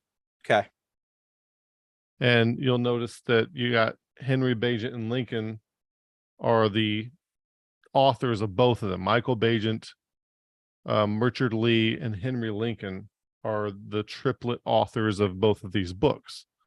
And all the information that comes into the Da Vinci Code really came from these books, which is Makes sense. so I had to go back and read those books too. The storyline in those isn't as fun, but the information was there, and I was like devouring this stuff, like because I'm Yeah. gonna uncover where the Antichrist is gonna come from.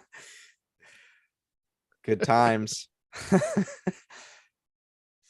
Wow. So let me see if I can rehash. We have in our timeline, we have Charles Darwin shows up right after Lyell, and then you have World War One kind of shifts everybody into a lot of the theological landscape kind of shifts into amillennialism there. Mm, And then World War II, of course, Alfred North Whitehead is there from 1861 to what, like 1947. So he's coming out with his stuff right around World War II. At the same time of World War II, you have the Nazi stuff, which should wake up the entire globe. mhm, And between 1917 and then, you have the Bolshevik Revolution over in Russia, mhm. and then they became a necessary, if not desirable, ally during World War II to help defeat Russia on that front. So, and then we move forward. Dawkins and them start coming out. You have postmodernism showing up in the 60s and 70s, and then you have, Derrida and Foucault and those guys, and then Dawkins and his crew are doing all their work in the 1970s and 80s. And then 9/11 gives them the perfect excuse to come out with all the anti-stage Yeah. 3 God stuff. Yeah, can I make you made this connection, and I think that it should be more explicit. I didn't see the connection between the postmodernists and the new atheists. Okay. I think Let that me pause just for a second and say I want to acknowledge a super chat. Aaron Pilkey says, like the creation story, the globe Earth model is another belief people are emotionally attached to when challenged, go into fight or flight mode because they are stage 3. So that is Aaron Pilkey's take on that. But I like to read all super chats, so that's that one. Now, so you're connecting the new atheists yeah, with no, with the postmodernism. postmodernists. Well, I just noticed that you in your timeline you had put them right next to each other, and I think that the the postmodern revolution comes from France primarily, and comes over into America in the universities. And remember how I did couple the emergence of the new atheists after 9/11 because of the dormant power of the universities, right? Right. They got coupled together in order to, make their move against the religious world. And I think that the postmodernists were definitely a significant missing link in the timeline. So I just wanted to highlight when you brought that up, that I think that you remember me saying that the philosophers were absent for all of this. Right. Well, the postmodernists are philosophers, and they Mhm. are the last of the you kind of don't know what to call the philosophers of modernity. You know what I'm saying? Like, you don't, like, the postmodernists are like the last uh uh genre of philosophers that there are. Hmm. And so it's like it stops, like history of philosophy stops with them, you Hmm. know? And so it's kind of like they cut us all off. The postmodernists kind of cut us all off from our history, and I think that the That's absence of interesting. philosophers is probably a byproduct of their whole program, actually. But yeah, Yeah, that I'm would be just interesting wanted to to look highlight into. that.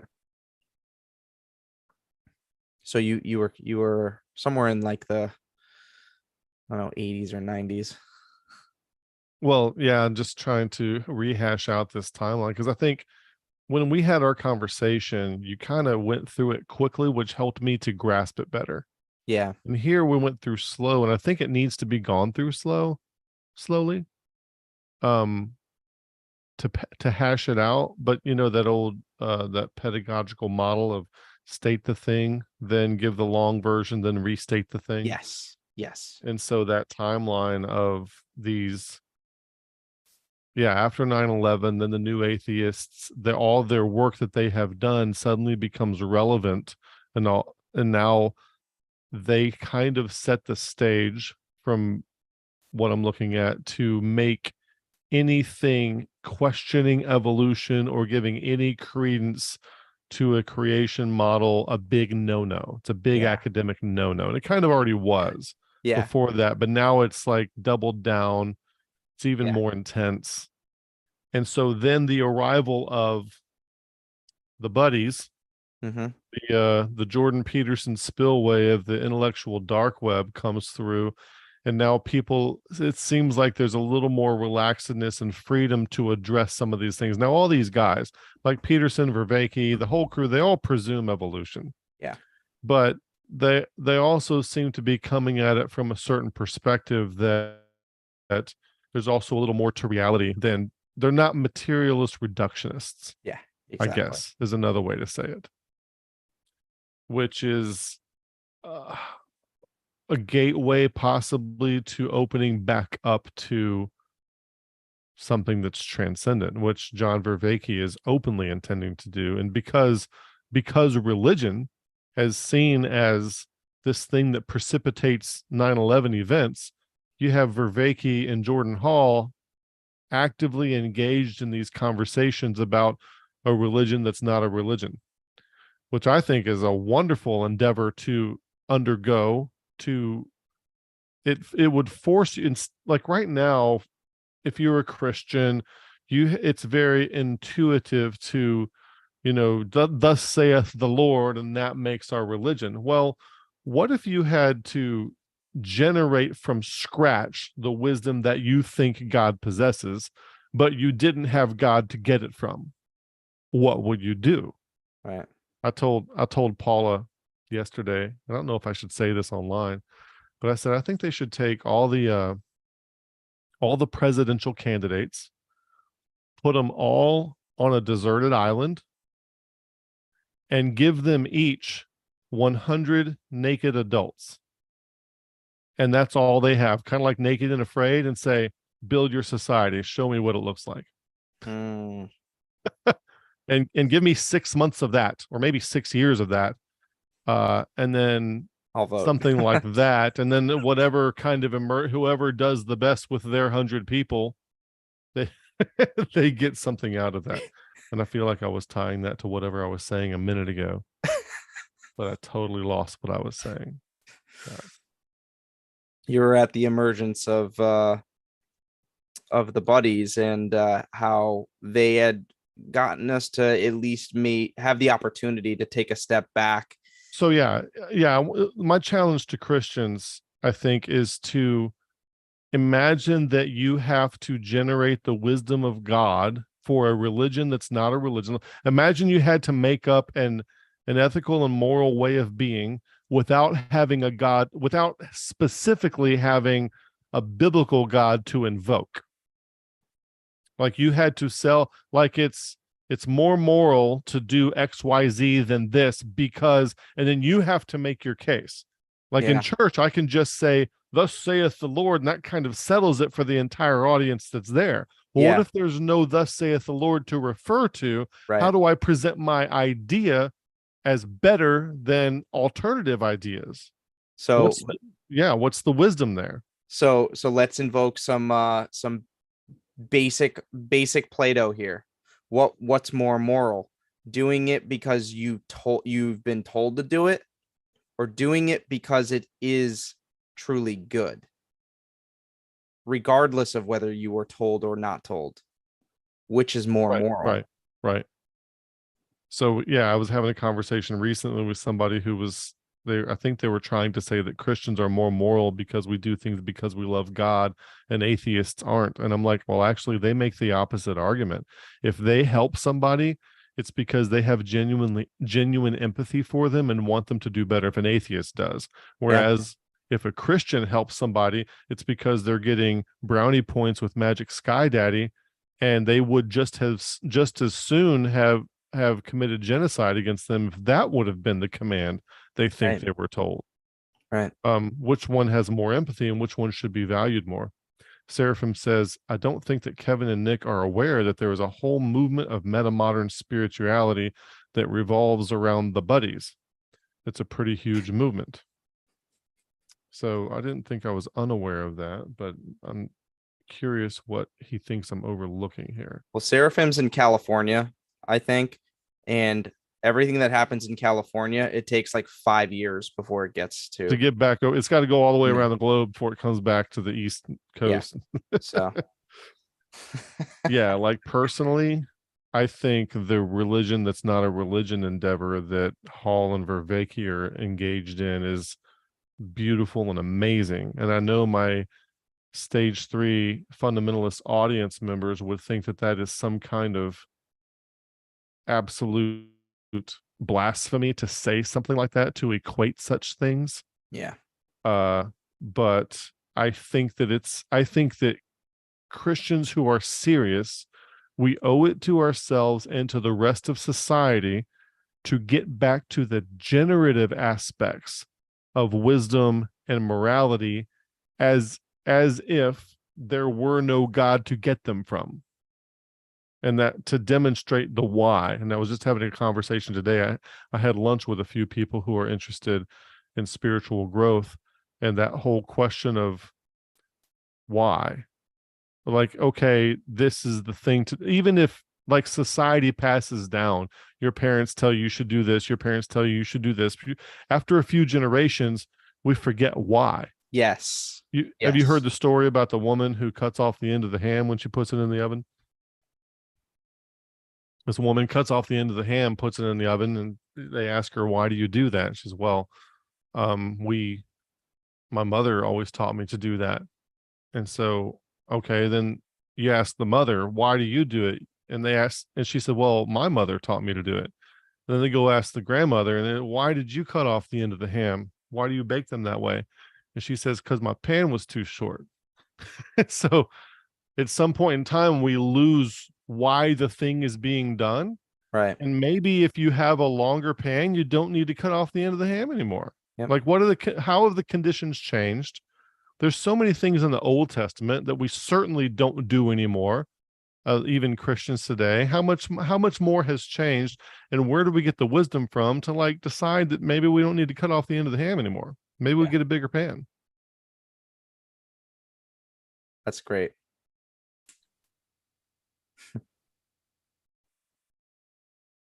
We had to have Seraphim come on talk about meta-modernism. All right, how are we doing? What else do we need to say? Are we about ready to wrap it up? There's a lot more to say. I got a lot of stuff going on, but it's been nice to come on and just chat.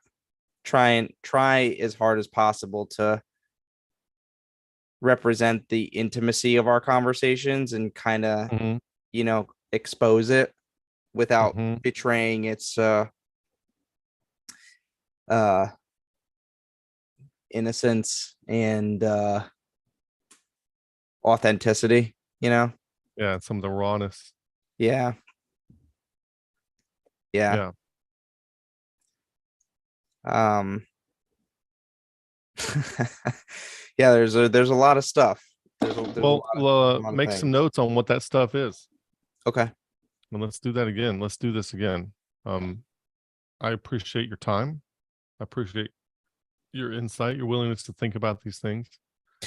So I when you said the thing about we were asking the question, well, where were these guys? Like, where were these guys? And then, you said that it seems like somebody's got to do a body of work that they have time to, afforded to them to build this body of work. And sometimes based on the quality and probably more specifically, the relevance of that work. Yeah. There can be a social or economical or spiritual event that takes place, which paves the way or requires the injection or flourishing or distribution of that person's or that people, group's body of work. And, right. I hope that from my perspective, when I first got a hold of Beyond the Fundamentals,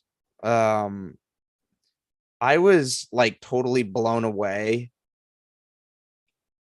by how specifically tailored and unique uh the videos and like that you were. Like I think the first video I ever saw was the What About Jordan Peterson video. I think that was the Mm, very first one that I ever clicked wow. on. And so I was introduced through that, and then it was like the craziest delight to find like this is a huge channel for Calvinism, because Calvinism was sort of a minor issue in my Right. Right. circles, not nearly to the degree that some of the other guests like Marsha and Debbie. Right. Right. Oh my gosh, talk about that feeling in your chest, like uh and then I couldn't believe you want to know something really funny is I think the most comforting thing was your Ruckmanism for me initially. I was like, there's no way. There is no way that there's another person on the planet that is interested in what Jordan Peterson has to say. All these guys. Got the Calvinism thing is kind of whatever. Yeah. Yeah. And that knows his Bible like this. It was like that. It was amazing. Um and yeah, so I don't I just really appreciate and have come to see more and more over the years that I really genuinely I if this never happens, like it's actually for me it's totally fine. But I just feel this excitement about the authentic legitimacy of what you're capable of doing for like I don't know if I could put a scope on it, but maybe just the country or the world at large, or like Christianity at large, because I when I spoke with Christopher Master Pietro in Right. private, Yep. one of the things I said to him was that, and that he actually relayed to me that he understood like the difficulty, because him and John and Jordan Peterson and some of these other guys, they're dealing with trying to make cultural change or like real change or transformational opportunities for people in the world. But Right.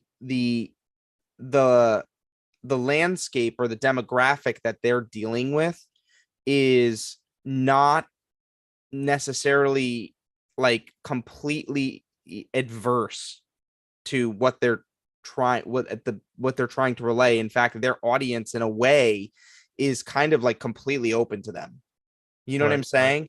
Hmm. And he was very acutely aware of the difficulty that is in front of like you, and is and I see that too. And it's kind of amazing that you have the courage and the capacity to be able to um actually affect the demographic or the population or the audience that you've had, and really actually mold it and shape it.